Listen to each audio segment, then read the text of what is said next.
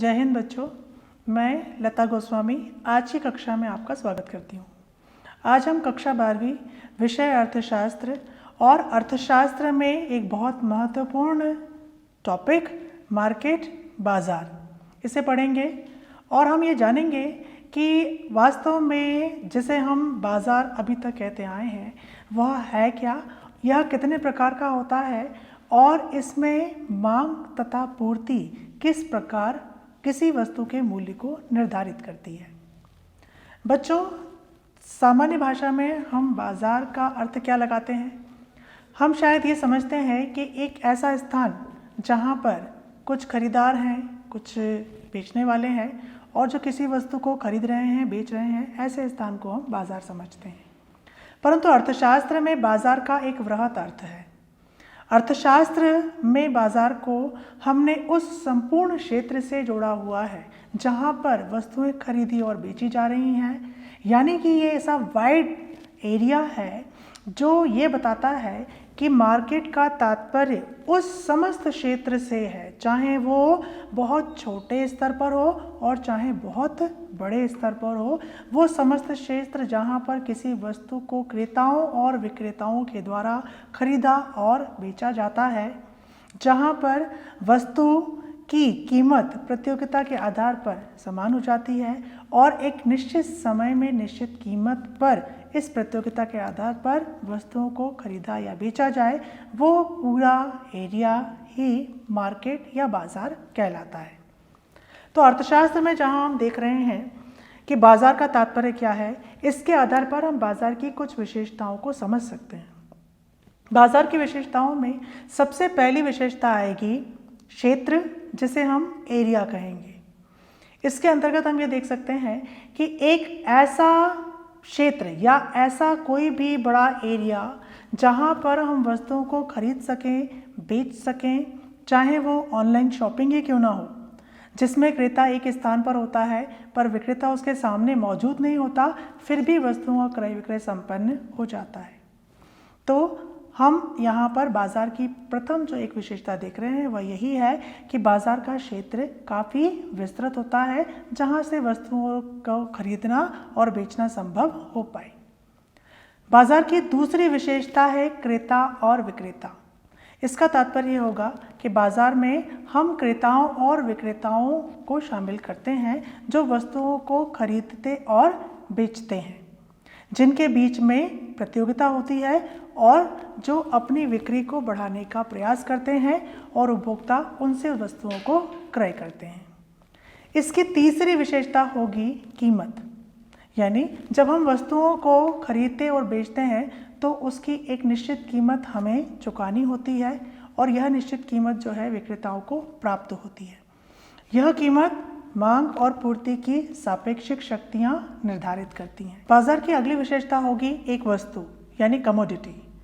जब हम बाजार की कल्पना करते हैं तो हम देखते हैं हमारे आसपास बहुत सारी वस्तुएं हैं जहां बहुत सारे लोग इकट्ठे हैं और जो वस्तुओं को खरीद रहे हैं, बेच रहे हैं। तो इसका तात्पर्य होगा कि बाजार में वस्तु का होना आवश्यक है जिसका कि हम क्रय विक्रय कर सकें। इसके अतिरिक्त बाज़ार में हमने एक और विशेषता को जोड़ा है और वह है बाज़ार का ज्ञान। इसका तात्पर्य होगा कि क्रेता और विक्रेता, उनके लिए हम ऐसा मान लेते हैं कि उन्हें बाज़ार की अवस्था का, बाज़ार का संपूर्ण ज्ञान है। तो इस प्रकार बच्चों यह हो गई बाज़ार की विशेषताएं। बच्चों, कई बार हम यह देखते हैं और सुनते हैं कि अलग अलग तरह के बाज़ार जो हैं जिनके बारे में हम सुनते हैं या जानते हैं या समाचार पत्रों में हम पढ़ते हैं, जिसमें हम कभी कभी देखते हैं कि यह एक दिन का बाज़ार है जिसे हाट बाज़ार हम कहते हैं। फिर कभी कभी वस्तुओं के आधार पर हम देखते हैं कि यह सोने चांदी का बाज़ार है। एक और आपने, क्योंकि कॉमर्स के विद्यार्थी हैं तो आपको ये भी पता होगा कि हम कभी कभी ये भी सुनते हैं कि यह जो है प्रतिभूतियों का मार्केट है या प्रतिभूतियों का बाज़ार है। तो इस प्रकार अगर हम देखें तो वस्तु के आधार पर, क्षेत्र के आधार पर, समय के आधार पर, प्रतियोगिता के आधार पर हम कई प्रकार के बाज़ार की चर्चा करते हैं और जब हम इनको विस्तृत रूप से देखें तो इसे हम बाज़ार को वर्गीकृत करके समझ सकते हैं। तो आइए बच्चों, अब हम समझते हैं बाज़ार का वर्गीकरण। बाज़ार का वर्गीकरण हम कुछ महत्वपूर्ण बिंदुओं के आधार पर कर सकते हैं। जैसे सबसे पहले क्षेत्र के आधार पर बाजार का वर्गीकरण। क्षेत्र के आधार पर बाजार को हम निम्न श्रेणियों में बांट सकते हैं। सबसे पहला है स्थानीय बाजार। स्थानीय बाजार वो बाजार होता है जो एक छोटे से स्थान को या छोटे से क्षेत्र को कवर करता है। आपने अपने आसपास ऐसे छोटे बाजार यानी कि हाट बाजार इत्यादि को देखा होगा, जो एक बहुत छोटे से एरिया में एक थोड़े समय के लिए संपूर्ण हो जाता है। इसे हम स्थानीय बाजार कह सकते हैं। दूसरा है प्रांतीय बाजार। प्रांतीय बाजार वह बाजार होता है जो एक प्रांत से संबंधित होता है, यानी जब वस्तु के क्रेता और विक्रेता किसी प्रांत से संबंधित हों और जब उनकी वस्तु का क्रय विक्रय उसी प्रांत के अंतर्गत हो तो इसे हम प्रांतीय बाजार कहते हैं। इसका अगला प्रकार है राष्ट्रीय बाजार। जब वस्तुओं का क्रय विक्रय किसी एक राष्ट्र की सीमाओं के अंतर्गत हो, जैसे अगर हम भारत देश की बात करें तो भारत में अगर उसी की भौगोलिक सीमाओं के अंतर्गत हरियाणा का कोई व्यापारी राजस्थान में वस्तुओं का क्रय विक्रय करे या फिर मध्य प्रदेश का कोई व्यापारी उत्तर प्रदेश के किसी व्यापारी से वस्तुओं का क्रय विक्रय संपन्न करे तो इसे हम राष्ट्रीय बाजार कहेंगे। क्षेत्र के आधार पर अब हम बाजार की चौथी श्रेणी देखते हैं, जिसे हम कहते हैं अंतर्राष्ट्रीय बाजार। अंतर्राष्ट्रीय बाजार के अंतर्गत, जैसा कि इसके नाम से ही स्पष्ट है, जब क्रय विक्रय एक राष्ट्र की सीमाओं को आगे बढ़ाते हुए दूसरे देश की सीमाओं तक संपन्न हो तो इसे हम अंतर्राष्ट्रीय बाजार कहेंगे। अंतर्राष्ट्रीय बाजार के अंतर्गत वस्तुओं का आयात निर्यात संपन्न होता है। जैसे अगर हम भारत देश किसी अन्य देश, चाहे वो अमेरिका हो, जापान हो, फ्रांस हो, इनसे अगर किसी चीज़ों का आयात या निर्यात करता है तो इसे हम अंतर्राष्ट्रीय बाजार की श्रेणी में रखेंगे। बच्चों, बाजार के वर्गीकरण में दूसरा बिंदु हम देखते हैं समय के आधार पर। समय के आधार पर हम बाजार को 4 श्रेणियों में बांट सकते हैं। पहला है अति अल्पकालीन बाजार। अति अल्पकालीन बाजार, जैसा इसके नाम से ही हम समझ पा रहे हैं, ऐसा बाजार जो थोड़े समय के लिए हो, जैसे 2-4 घंटे का बाजार या 1 दिन का बाजार, इसे हम अति अल्पकालीन बाजार कहेंगे। कभी कभी हम देखते हैं किसी फेस्टिवल सीज़न में या किसी और तरह की ओकेजन्स पर कोई एक मार्केट या बाज़ार एक बहुत थोड़े समय के लिए ऑर्गेनाइज्ड हो जाता है, जिसे हम अति अल्पकालीन बाजार कह सकते हैं। हाट बाजार को भी हम इसके अंतर्गत शामिल कर सकते हैं। सब्जी का जो बाजार है उसे भी हम इस श्रेणी में रख सकते हैं। इसका दूसरा प्रकार है अल्पकालीन बाजार। अल्पकालीन बाजार वह बाजार है जो अति अल्पकाल से थोड़ी और ज़्यादा समयावधि के लिए हो। जब किसी एक निश्चित स्थान पर कुछ समय के लिए कोई मेला वगैरह आयोजित होता है या किसी एक स्थान पर थोड़े समय के लिए कुछ दुकानों को अस्थायी रूप से लगाकर कोई बाज़ार तैयार कर लिया जाता है, तो ऐसे बाज़ार को हम अल्पकालीन बाज़ार कह सकते हैं। समय के आधार पर अब हम बाज़ार की तीसरी श्रेणी देख रहे हैं और यह है दीर्घकालीन बाज़ार। दीर्घकालीन बाज़ार के अंतर्गत हम ऐसी वस्तुओं के बाज़ार को शामिल करेंगे जो थोड़े ज़्यादा समय के लिए हों, और क्योंकि इसे हम दीर्घकालीन बाज़ार के अंतर्गत रख रहे हैं तो इसमें वो वस्तुएं होंगी जो टिकाऊ हैं, यानी जो शीघ्र से नष्ट नहीं होती और जिसे हम अति काल के लिए या थोड़े ज़्यादा समय के लिए खरीद और बेच सकते हैं। इसे हम दीर्घकालीन बाज़ार कहेंगे। इसकी चौथी श्रेणी है अति दीर्घकालीन बाज़ार। अति दीर्घकालीन बाज़ार के अंतर्गत उन वस्तुओं को शामिल किया जाएगा जिनका क्रय विक्रय बहुत लंबे समय के लिए हो सकता है। तो समय के आधार पर अब हम चारों श्रेणी देख चुके हैं। इसके बाद वर्गीकरण में अब हम अगला बिंदु ले रहे हैं वैधानिकता के आधार पर। वैधानिकता के आधार पर बाज़ार को हम 2 श्रेणी में रखते हैं। पहला है वैध बाज़ार और दूसरा अवैध, अवैधानिक या फिर काला बाज़ार। पहला जो वैधानिक बाज़ार है, इसमें हम कहेंगे ऐसा बाज़ार या ऐसी वस्तुओं का क्रय विक्रय जिन्हें कानून ने अपनी मान्यता प्रदान की है और जो कानून की बंदिशों के अंतर्गत संपन्न हो रहा है। इनमें वो वस्तुएं शामिल हों जिनका क्रय विक्रय करना कानूनी रूप से मान्य हो। ऐसे बाज़ार को हम वैध बाज़ार की संज्ञा देंगे। काला बाजार या अवैध बाजार वो होगा जिसके अंतर्गत या तो क्रेता विक्रेताओं के द्वारा कानून का पालन न करते हुए वस्तुओं का क्रय विक्रय किया जा रहा है, या फिर ऐसी वस्तुओं का क्रय विक्रय किया जा रहा है जिन्हें सरकार या कानून अपनी मान्यता नहीं देता, या जिन्हें किसी प्रकार से सरकार ने खरीदना और बेचना प्रतिबंधित किया हुआ है। ऐसे बाजार को हम अवैध बाजार या काला बाजार कह सकते हैं। वर्गीकरण की अगली श्रेणी है बिक्री के आधार पर। बिक्री के आधार पर हम इसे दो श्रेणियों में बांटते हैं, फुटकर बाजार और थोक बाजार। फुटकर बाजार के अंतर्गत जब हम वस्तुओं को उत्पादकों या थोक विक्रेताओं से थोड़ी थोड़ी मात्रा में खरीदकर बेचते हैं, इसे हम फुटकर बाजार कहते हैं। हम अपने आसपास जो छोटी छोटी दुकानें देखते हैं, कपड़े की दुकानें, किराने की दुकानें या अन्य दुकानें, इसे हम फुटकर व्यापारी की श्रेणी में रखते हैं। दूसरा है थोक व्यापार। थोक व्यापार के अंतर्गत उत्पादक से विक्रेता बल्क में वस्तुओं को खरीदता है, बड़ी मात्रा में वस्तुओं को खरीदता है और उसे छोटे व्यापारी, जिसे हम फुटकर विक्रेता कहते हैं, उनको बेचता है। जब बल्क में वस्तुओं को खरीदा जाए तो इसे हम थोक व्यापार कहेंगे। वर्गीकरण की अगली श्रेणी है और वह है प्रतियोगिता के आधार पर बाजार का वर्गीकरण। प्रतियोगिता के आधार पर हम बाजार को दो श्रेणियों में बांटते हैं। पहला पूर्ण प्रतियोगिता बाजार और दूसरा है अपूर्ण प्रतियोगिता बाजार। बच्चों, बाजार के वर्गीकरण की इन सभी श्रेणियों में हमारी मुख्य विषय वस्तु प्रतियोगिता के आधार पर बाजार का वर्गीकरण है। तो आइए अब हम इसकी विस्तृत चर्चा करते हैं। सबसे पहले हम पढ़ेंगे पूर्ण प्रतियोगिता बाजार, परफेक्ट कंपटीशन मार्केट। पूर्ण प्रतियोगिता बाजार एक ऐसी बाजार की स्थिति है जिसमें वस्तुओं के अनेक क्रेता विक्रेता बाजार में वस्तुओं को खरीदने और बेचने के लिए मौजूद हैं। साथ ही साथ यहाँ पर जिस वस्तु का क्रय विक्रय किया जा रहा है वह वस्तु होमोजीनियस है, यानी समरूप है। साथ ही साथ इनमें वस्तुओं को खरीदने और बेचने के लिए स्वतंत्र प्रतियोगिता पाई जाए और इस स्वतंत्र प्रतियोगिता के फलस्वरूप वस्तुओं की कीमत समान हो जाए। ऐसी स्थिति को हम पूर्ण प्रतियोगिता बाजार की स्थिति मानते हैं। और इस पूर्ण प्रतियोगिता बाजार की स्थिति में हमने एक और चीज़ को शामिल किया है और यह माना है कि समस्त क्रेताओं और विक्रेताओं को बाजार का संपूर्ण ज्ञान है।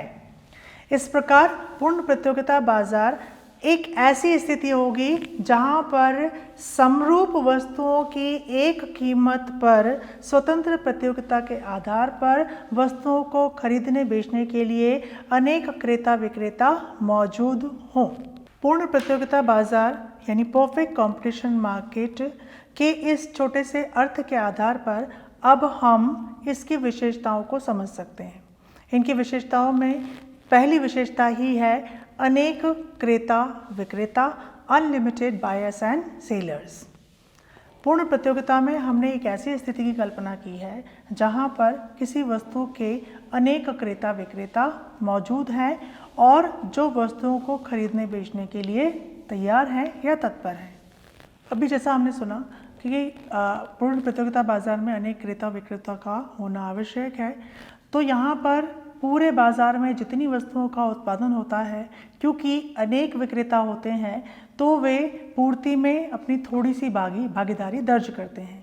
इसी प्रकार क्योंकि अनेक उपभोक्ता होते हैं तो उपभोक्ता भी उपभोग के लिए जो भी वस्तुएं मौजूद हैं उनका थोड़ा सा भाग ही क्रय करते हैं। इस प्रकार वह वस्तु की मांग और पूर्ति में अपना योगदान देकर वस्तु के क्रय विक्रय को संपन्न करते हैं।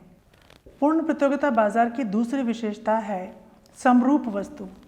यहाँ यह माना जाएगा कि जिन वस्तुओं का क्रय विक्रय किया जा रहा है वे वस्तुएं गुण, धर्म और सभी आकार प्रकार में समान होनी चाहिए। यानी किसी भी उत्पादक के द्वारा वस्तुओं का उत्पादन किया जाए परंतु वे रूप, रंग, आकार में समरूप होनी चाहिए, समान होनी चाहिए। पूर्ण प्रतियोगिता बाजार की तीसरी विशेषता है बाजार का पूर्ण ज्ञान। हम एक ऐसी स्थिति की कल्पना करते हैं जहाँ पर वस्तु के क्रेता और विक्रेताओं को बाजार की स्थिति, बाजार में किन उत्पादकों के द्वारा कितनी वस्तुओं का उत्पादन किया जा रहा है और उपभोक्ता किस कीमत पर वस्तु को खरीद रहा है। क्योंकि वस्तु का मूल्य ही समान है, तो इस प्रकार सारी चीज़ों की जानकारी किसे होती है? क्रेता और विक्रेता को होती है। पूर्ण प्रतियोगिता बाजार की अगली विशेषता है समान कीमत। हम यहाँ पर जिस स्थिति की कल्पना कर रहे हैं उसके आधार पर यह माना जाता है कि क्रेता और विक्रेताओं की आपसी प्रतियोगिता के आधार पर यहाँ पर वस्तु का मूल्य समान हो जाता है। इस प्रकार समरूप वस्तुओं की बिक्री एक समान मूल्य पर होती है और कोई भी विक्रेता इसके मूल्य को प्रभावित नहीं कर सकता। अगर वह इस मूल्य पर वस्तु को खरीद या बेच नहीं रहा तो वह अपने उत्पादन में परिवर्तन कर सकता है, लेकिन वह इसके मूल्य में परिवर्तन करने में सक्षम नहीं होगा। पूर्ण प्रतियोगिता बाजार की अगली विशेषता के अंतर्गत ऐसा माना जाता है कि पूर्ण प्रतियोगिता बाजार में वस्तु के क्रेता और विक्रेता बिना किसी बंधन, बिना किसी समझौते और बिना किसी सरकारी हस्तक्षेप के वस्तुओं का क्रय विक्रय करते हैं।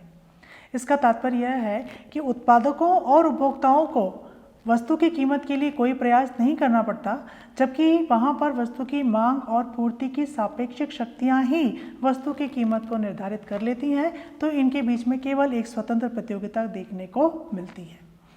इसके अतिरिक्त इसके दो और हम विशेषताएं देख सकते हैं, जिसमें पहली विशेषता है यहाँ पर वस्तुओं के विक्रय के लिए किसी प्रकार के विज्ञापन की आवश्यकता नहीं होती, अतः यहाँ पर विज्ञापन व्यय का अभाव होता है। दूसरी बात, हमने यहाँ पर एक कल्पना की है कि क्रेता और विक्रेता गतिशील स्थिति में है। इसका तात्पर्य होगा कि क्रेता और विक्रेता हर स्थान से वस्तुओं को खरीदने और बेचने में सक्षम है, तो यहाँ पर हम यातायात लागत या यातायात व्यय को भी शून्य मान लेते हैं।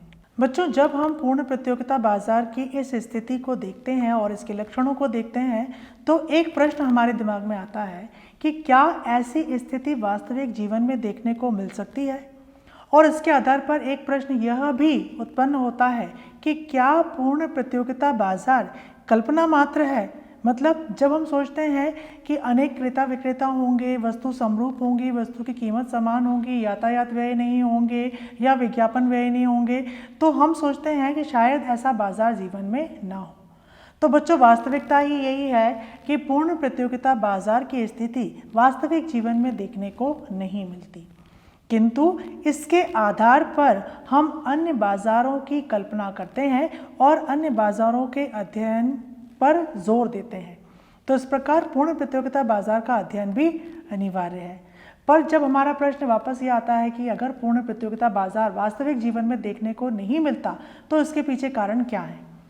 तो इनके पीछे कारणों में हम पहला कारण यही कह सकते हैं कि अनेक क्रेता विक्रेता यानी वस्तुओं के उपभोक्ता तो अनेक हो सकते हैं, पर वस्तुओं को बेचने के लिए बहुत सारे अनलिमिटेड सेलर्स हों, ऐसा शायद ना हो पाए। दूसरी इसकी विशेषता जो हम बोलते हैं समरूप वस्तु।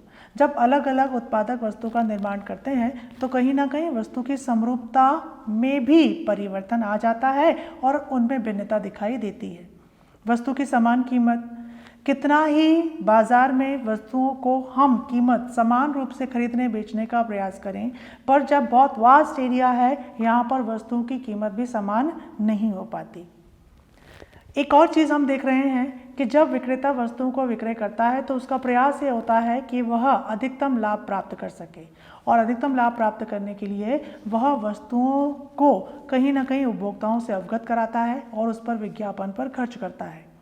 तो विज्ञापन की स्थिति भी हमें देखने को मिलती है और इसके आधार पर विज्ञापन व्यय भी, क्योंकि विक्रय के लिए शामिल होते हैं, तो यहाँ पर वस्तुओं के मूल्यों में परिवर्तन आ ही जाता है। अगली चीज़ जो हम सोच रहे हैं कि गतिशीलता, यानी क्रेता विक्रेताओं में गतिशीलता है। तो गतिशीलता होने के बाद में भी वस्तुओं को एक स्थान से दूसरे स्थान पर पहुंचाना आवश्यक होता है, और यहाँ पर यातायात के व्यय भी कहीं ना कहीं वस्तु की लागत में शामिल हो जाते हैं और जो वस्तु के मूल्य को परिवर्तित कर देते हैं। तो इस प्रकार ये सारी स्थितियां अगर हम देखें तो हम कह सकते हैं कि ये सारी स्थितियां वास्तविक जीवन में संभव नहीं हो पाती। इसीलिए पूर्ण प्रतियोगिता बाजार की स्थिति हम अर्थशास्त्र के अध्ययन के दृष्टिकोण से महत्वपूर्ण तो मानते हैं, परंतु वास्तविक जीवन में ऐसी कोई स्थिति देखने को नहीं मिलती। जब बाजार में पूर्ण प्रतियोगिता की स्थिति देखने को नहीं मिलती तो जो वास्तविक स्थिति हम देखते हैं वही अपूर्ण प्रतियोगिता बाजार है। अपूर्ण प्रतियोगिता बाजार जहाँ पर वस्तु के अनेक क्रेता विक्रेता ना हो, जहाँ पर हर प्रकार की वस्तु का क्रय विक्रय हो, जहाँ पर वस्तुओं की अनेक कीमतें हों, यानी अलग अलग कीमत पर वस्तुओं को खरीदा बेचा जाए, इसे हम अपूर्ण प्रतियोगिता बाजार कहेंगे। अपूर्ण प्रतियोगिता बाजार को हम 3 श्रेणियों में बांटकर पढ़ सकते हैं। एकाधिकार बाजार, जिसे हम मोनोपोली ट्रेड कहते हैं, एकाधिकृत बाजार, जिसे हम मोनोपोलिस्टिक ट्रेड कहते हैं, और अगला अल्पाधिकार बाजार, जिसे हम ओलिगोपोली ट्रेड कहते हैं। तो सबसे पहले हम देख रहे हैं एकाधिकार बाजार। एकाधिकार बाजार मोनोपोली, जैसा कि इसके नाम से ही स्पष्ट है, एकाधिकार बाजार वो बाजार होगा जहां पर किसी वस्तु के अनेक उत्पादक न हो, केवल किसी एक उत्पादक के द्वारा, फर्म या कंपनी के द्वारा वस्तु का उत्पादन कार्य संपन्न किया जाए। और क्योंकि एक ही उत्पादक है तो यहाँ पर प्रतियोगिता का भी अभाव होगा।